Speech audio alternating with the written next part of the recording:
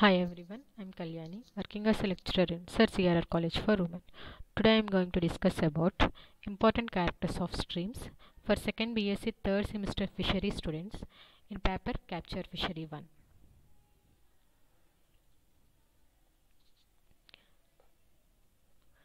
Important characters of streams.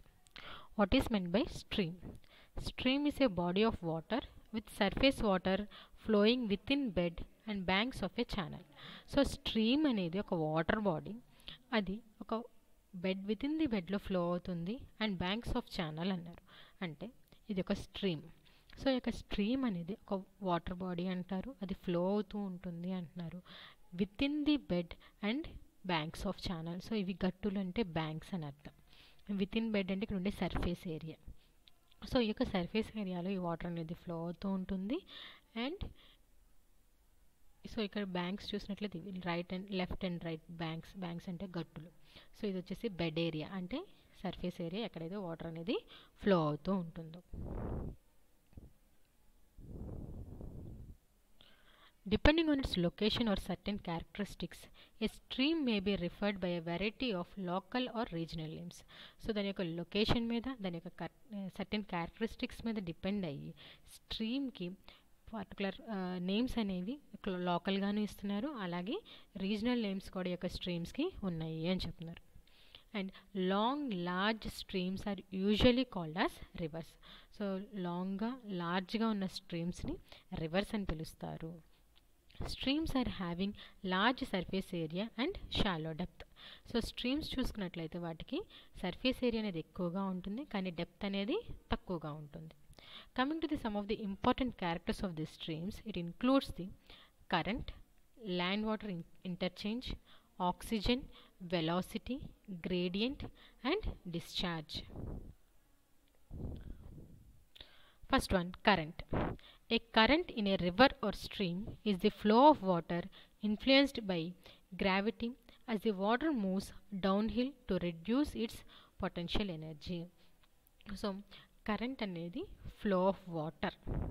So ఇక్కడ ఈ యొక్క రివర్ ఆర్ స్ట్రీమ్లో కరెంట్ అనేది ఫ్లో అవుతుంది. దేని మీద డిపెండ్ అయ్యి ఫ్లో అవుతుంది, దేనివల్ల ఇన్ఫ్లుయెన్స్ అయ్యి ఫ్లో అవుతుంది అంటే గ్రావిటీ వల్ల. సో ఈ యొక్క గ్రావిటీ వల్ల యొక్క వాటర్ ఫ్లో అనేది ఉంటుంది అని చెప్తున్నారు. సో ఇప్పుడు సపోజ్ ఒక వాటర్ అనేది ప్లెయిన్ సర్ఫేస్ మీద ఫ్లో అవుతుంది అంటే దాని యొక్క ఫ్లో అనేది ఒకలా ఉంటుంది. అదే ఒక హిల్ రీజియన్ నుంచి కిందకి పడుతుంది అంటే దాని యొక్క కరెంట్ అనేది ఒకలా ఉంటుంది. So it based upon the gravity అనేది. సో గ్రావిటేషనల్ ఫోర్స్ మీద ఈ యొక్క వాటర్ యొక్క ఫ్లో అనేది డిపెండ్ అయి ఉంటుంది అంటున్నారు. And it moves and also the water moves down hill to reduce it's potential energy. So దాని యొక్క పొటెన్షియల్ ఎనర్జీ తగ్గించుకోవడానికి ఈ యొక్క వాటర్ అనేది ఫ్లో అవుతూ గ్రావిటీ వల్ల ఇన్ఫ్లుయెన్స్ అయ్యి పైనుంచి కిందకి పడేటప్పుడు దాని యొక్క పొటెన్షియల్ ఎనర్జీ అనేది తగ్గుతుంది. అంటే రెస్టింగ్ పొజిషన్ నుంచి అది మూవింగ్ పొజిషన్, మోషన్ పొజిషన్కి అది వస్తుంది. Presence of definite and continuous current is the main characteristic of a stream.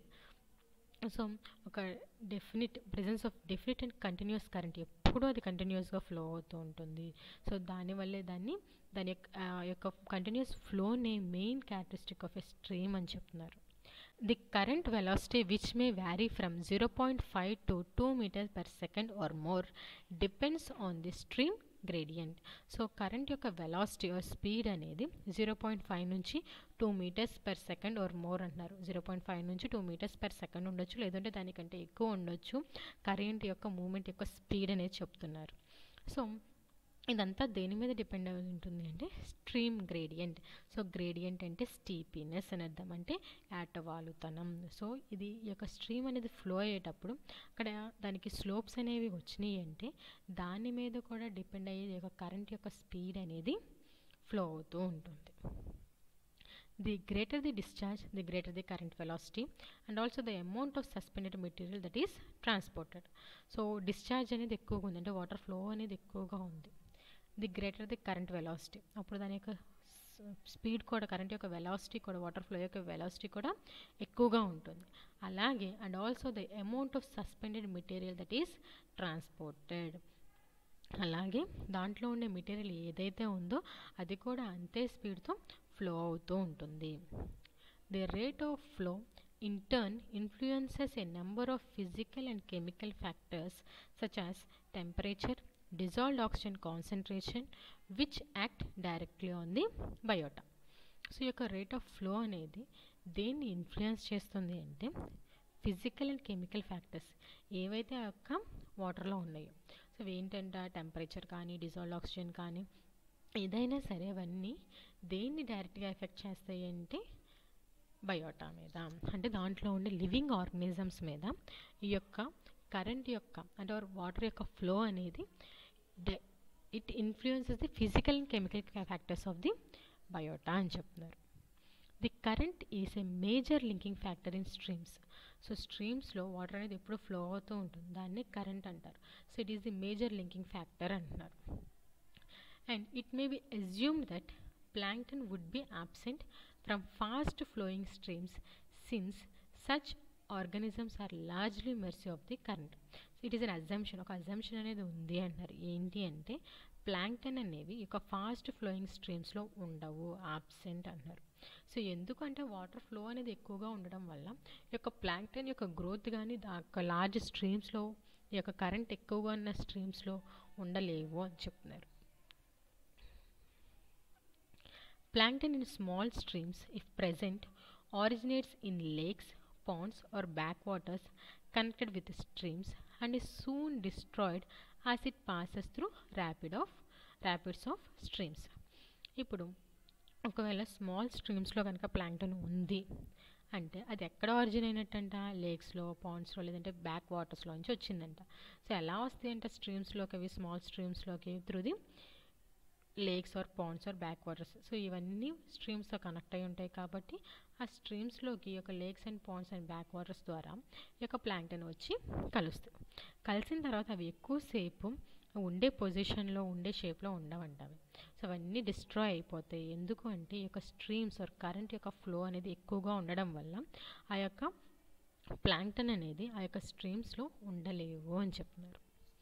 Only in slow moving parts of streams and in large rivers, plankton is able to multiply and become an integral part of the community. So ఎటువంటి వాటర్స్లో ఈ యొక్క plankton అనేవి ఉండగలవు అని చెప్తున్నారు. చాలా స్లోగా move అయ్యే స్ట్రీమ్స్లోను, large రివర్స్లోను ఈ యొక్క ప్లాంక్టన్ అనేవి ఉండగలవు, మల్టిప్లై అవ్వగలవు. అలాగే ఆ యొక్క వాటర్ కమ్యూనిటీలో ఇది కూడా ఒక పార్ట్ అవ్వగలవు, ప్లాంక్టన్ కూడా ఒక పార్ట్ అవ్వగలవు అని చెప్తున్నారు.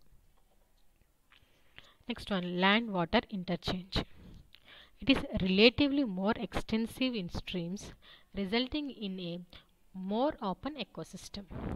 సో ఇక ల్యాండ్ వాటర్ ఇంటర్చేంజ్ అంటే ఇక్కడ స్ట్రీమ్ అనేది ఒక ల్యాండ్ ఏరియాలో అది విత్ ఇన్ ది బెడ్లో ఫ్లో అవుతూ ఉంటుంది. సో అటు బ్యాంక్స్లోను ఇటు బ్యాంక్స్లోను, బ్యాంక్స్ అంటే రైట్ అండ్ లెఫ్ట్ బ్యాంక్ అంటే గట్టు మీద చాలా ఆక్వాటిక్ వెజిటేషన్ అనేది ప్రజెంట్ అయి ఉంటాయి. సో ఇక్కడ ఏమవుతుంది, land water interchange. So land మీద ఉన్న వాటర్ అనేది, సో ల్యాండ్ మీద ఉన్న ఆక్వాటిక్ వెజిటేషన్ కానీ లీవ్స్ కానీ ఏవైనా సరే ఒక వాటర్లో పడవచ్చు. అలాగే ఇంటర్చేంజింగ్ ఆఫ్ ది మెటీరియల్ అనేది జరుగుతుంది అని చెప్తున్నారు. సో ఇక్కడ ఇంకేం చెప్తున్నారంటే this means that the streams are more intimately connected with the surrounding land than most lakes and ponds.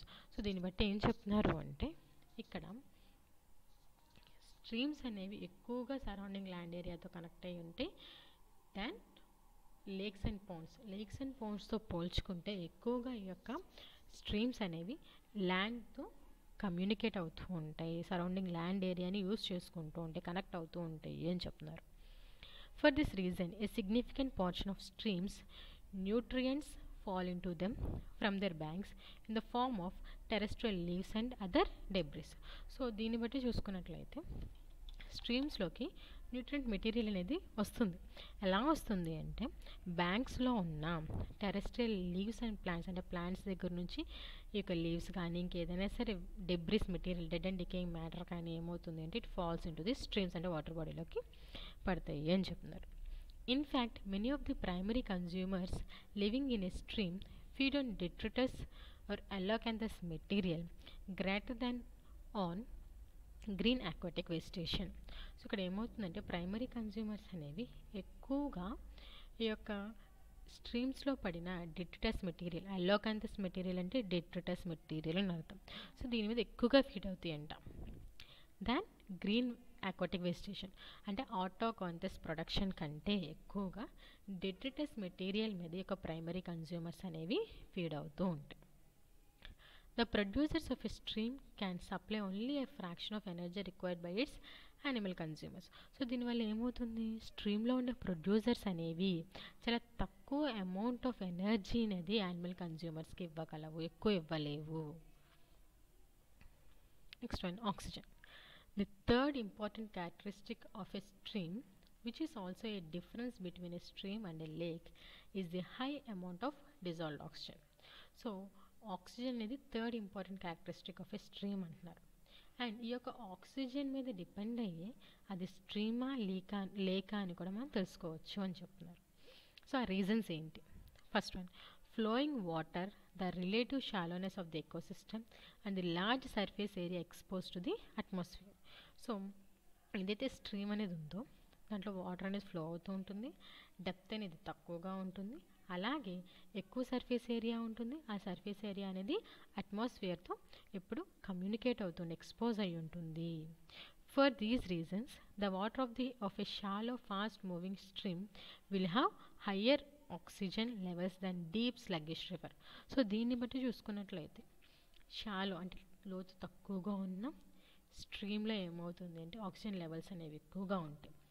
దేంతో పోల్చుకుంటే లోతు ఎక్కువగా ఉన్న స్లోగా మూవ్ అయ్యే రివర్తో పోల్చుకుంటే. In a stream the photosynthetic production of oxygen is not as it may be in a pond or a lake. కానీ స్ట్రీమ్లో ఏమవుతుంది, photosynthetic production of oxygen, so photosynthesis ద్వారా ప్రొడ్యూస్ అయ్యే ఆక్సిజన్ అనేది ఉండదు, తక్కువగా ఉంటుంది. ఎందుకు దేంతో పోల్చుకుంటే, పాండ్ ఆర్ లేక్తో పోల్చుకుంటే. ఎందుకంటే స్ట్రీమ్ అనేది ఎప్పుడు ఫ్లో అవుతూ ఉంటుంది. సో ర్యాపిడ్ కరెంట్స్ అనేవి అక్కడ జరుగుతూ ఉంటాయి. అలాంటప్పుడు అక్కడ ఫైటోప్లాంక్టన్ అనేది ఎక్కువగా గ్రో అవ్వదు. సో ఎక్కువగా గ్రో అవ్వకపోవడం వల్ల అక్కడ ప్రైమరీ ప్రొడ్యూసర్స్ అనేవి అక్కడ యాబ్సెంట్. సో అక్కడ అక్వాటిక్ వేజిటేషన్ అనేది యాబ్సెంట్. సో అలాంటప్పుడు అక్కడ ఫోటోసింథటిక్ ప్రొడక్షన్ ఆఫ్ ఆక్సిజన్ అనేది ఉండదు. సో అదే పాండ్ ఆర్ లేక్ చూసుకుంటే అక్కడ వాటర్ అనేది స్లోగా మూవ్ అవుతుంది ఆర్ స్టాగ్నెంట్గా ఉంటుంది. అలాంటి టైంలో ఏమవుతుంది అంటే అక్కడ అక్వాటిక్ ప్రొడక్షన్ అనేది ఎక్కువగా ఉంటుంది, ఫోటోసింథసిస్ ప్రొడక్షన్ ఆఫ్ ఆక్సిజన్ అనేది ఎక్కువగా ఉంటుంది.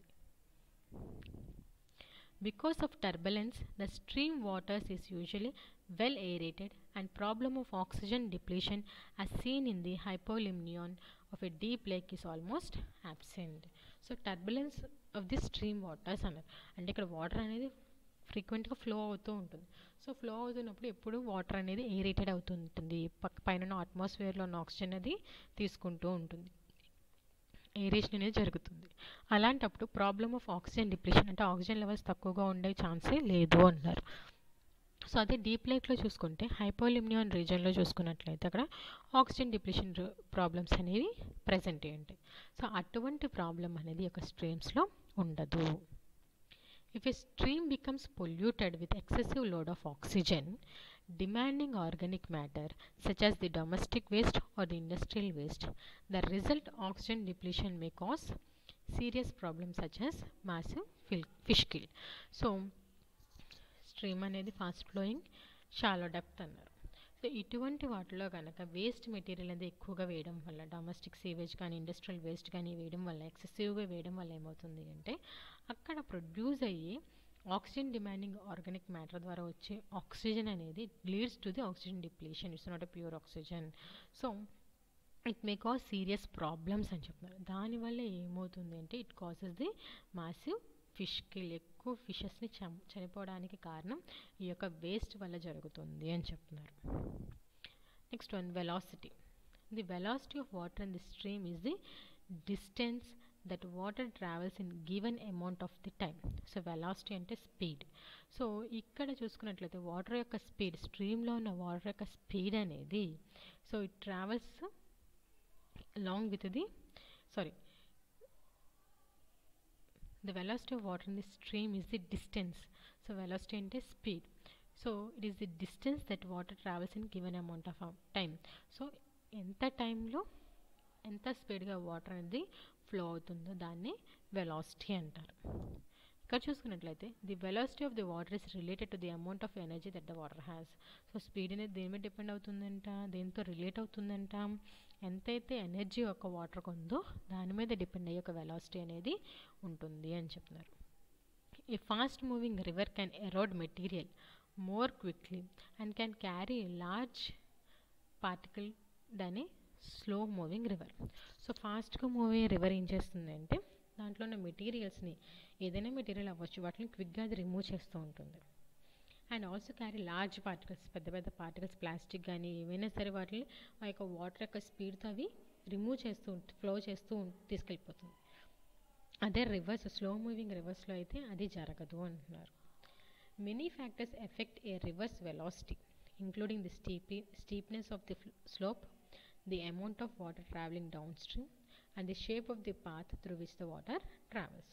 సో చాలా ఫ్యాక్టర్స్ వాటర్ యొక్క రివర్ యొక్క వెలాసిటీని ఎఫెక్ట్ చేస్తాయి అని చెప్తారు.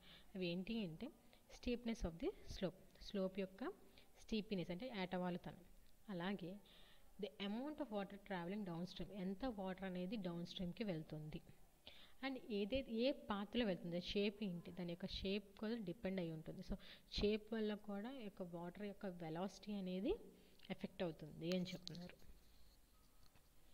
Gradient, the steepness of the slope of a stream is called its gradient. So gradient అంటే స్టీప్నెస్ అంటే ఏటవాలుతనం. సో ఇంకా స్ట్రీమ్ యొక్క స్లోప్ యొక్క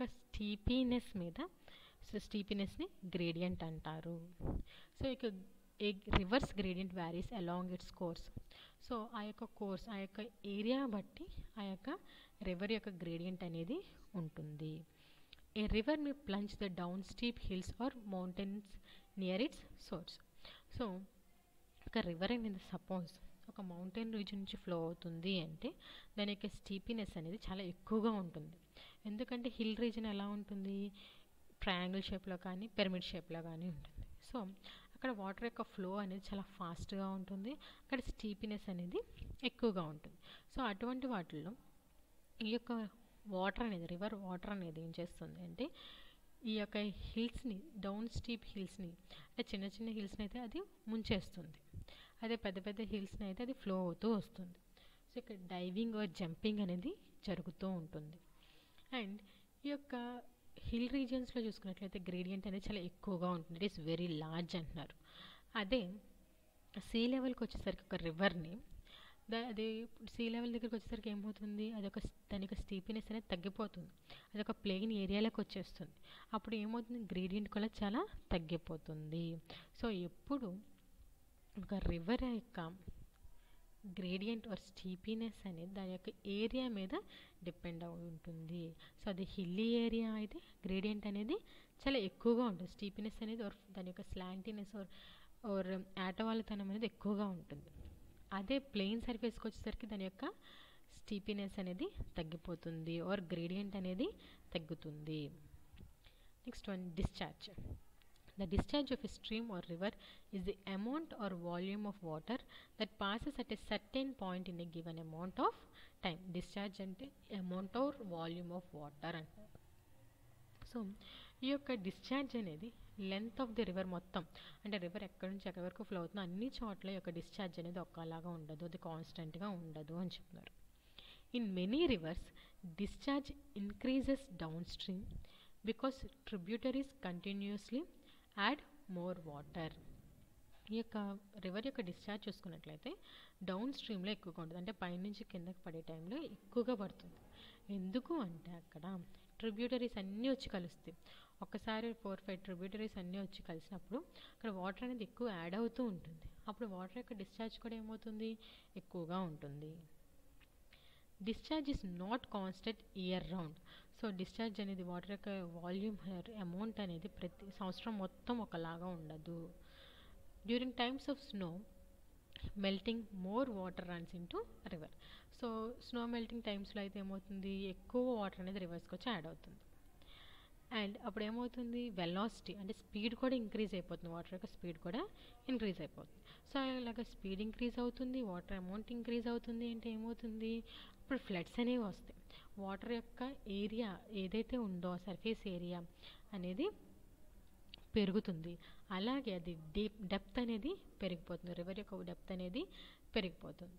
సో అలాగే ఈ యొక్క ఫ్లడ్స్ వల్ల బ్యాంక్స్ని దాటుకుని, అంటే ఆ యొక్క ఏరియాని దాటుకుని వాటర్ అనేది బయటికి ఫ్లడ్ అవుతూ ఉంటుంది.